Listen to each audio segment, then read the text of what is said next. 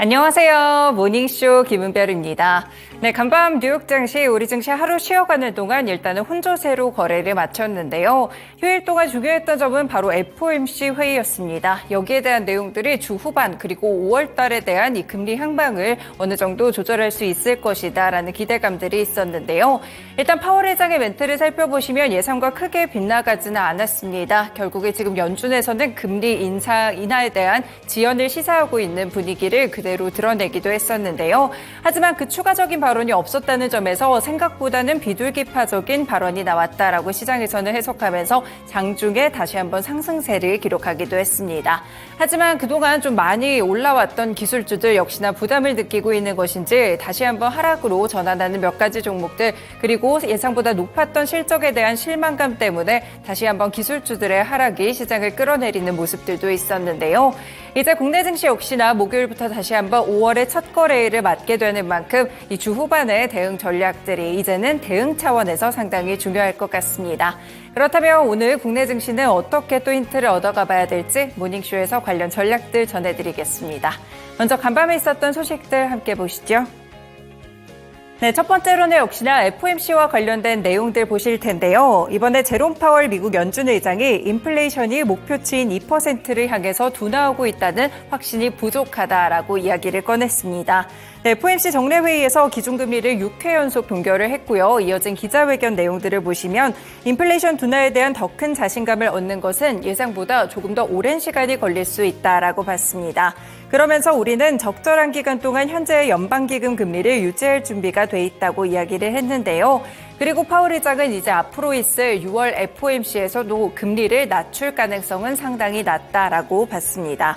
다음 정책금리 움직임이 인상이 될 가능성은 거의 없다고 생각한다면서 나는 그럴 것 같지 않다라고 말하고 싶다라고 이야기를 했는데요.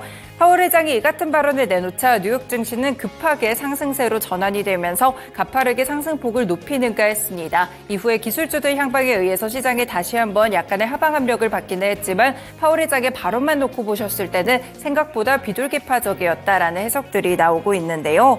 그리고 파월 의장은 연준이 고용시장을 주시하고 있다고도 이야기를 했습니다. 현재의 고금리 상황에서도 불구하고 최근에 노동시장이 견조한 모습을 보이고 있다는 것인데요. 그리고 한 가지를 더 보시면 이 지난 화요일까지만 하더라도 1분기 GDP 지수가 발표된 이후 S공포, 그러니까 스태그플레이션이 올 것이다라는 공포들이 시장을 잠식했었는데요. 이와 관련해 파월 의장은 이런 우려들이 어디서 나오는 건지 정말 이해가 되지 않는다라고 이야기를 했습니다. 대선에 대한 언급도 보시면 연준은 대선과 관련 없이 독립적으로 금리에 대한 결정을 내리고요. 그렇지 않는다면 부정적인 결과를 초래할 수 있다라고 파월 의장은 이야기를 했습니다. 네, 전반적으로 기준금리 동결됐고요. 양적 긴축의 경우에는 이제 조금씩 줄어들게 됐고 이와 더불어 금리 인하의 시점에 대해서도 역시나 지연을 시사하게 되면서 기존에 내놨던 입장들을 한 번 더 보여주는 모습이었는데요. 시장에서는 어느 정도의 재료 소멸로 받아들인 것인지 큰 변화를 주는 그런 모습은 아니었다는 점 확인해 볼 수 있겠습니다. 네, 다음 소식으로 넘어가 보겠습니다.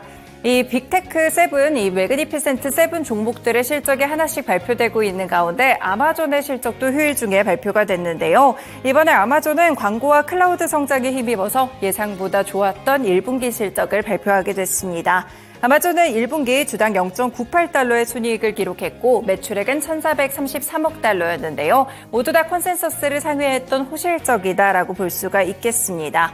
이 아마존 웹서비스의 매출액이 250억 달러로 같은 기간 무려 17% 증가했다는 점이 포인트였는데요. 시장의 전망치였던 245억 달러를 웃돌기도 했었고 전체 영업이익의 무려 62%의 비중을 차지했습니다. 지난해 기업들이 클라우드에 대한 지출을 줄이게 되면서 아마존 웹서비스의 성장세가 한층 좀 둔화된 모습들도 있었지만 결국 인공지능에 대한 수요가 클라우드 부문의 성장에 역시나 일조했다라고 평가를 받았는데요. 이뿐 아니라 광고 부문도 매출이 증가했고요. 아마존이 프라임 비디오에 광고를 게재하기 시작한 이후의 발표로 분석가들은 향후에는 상당히 큰 수익을 창출할 수 있을 것이라고 봤습니다. 그리고 2분기에도 수익성은 계속해서 증가하겠지만 다만 속도는 약간 더뎌질 것이다라는 예측을 내놨고요. 현재의 아마존의 경우에는 그래도 여러 가지 광고라든지 전 부문이 성장하는 모습을 기록하고 있는 가운데 인력 절감도 지속하며 비용을 통제하고 현재 구간에서는 수익성을 끌어올리려는 전략들을 꾸준하게 취하겠다라고 이야기를 했습니다. 네, 마지막으로 국제정세 보시겠습니다.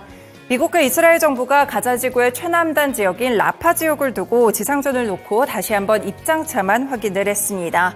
이번에 토니 블링컨 미국 국무장관이 현지 시간으로 1일 이스라엘을 방문했고요. 여기서 휴전 협상에 대한 기대감들이 상당히 컸었는데요. 그렇지만 다시 한번 입장을 한번 확인하는 그런 모습들이 있었습니다. 현재 미국 정부는 민간인 보호 대책이 마련되지 않았고 대규모 인명피해가 우려된다는 이유로 라파에 대한 지상전에 대해서 일관되게 반대를 해오고 있는데요.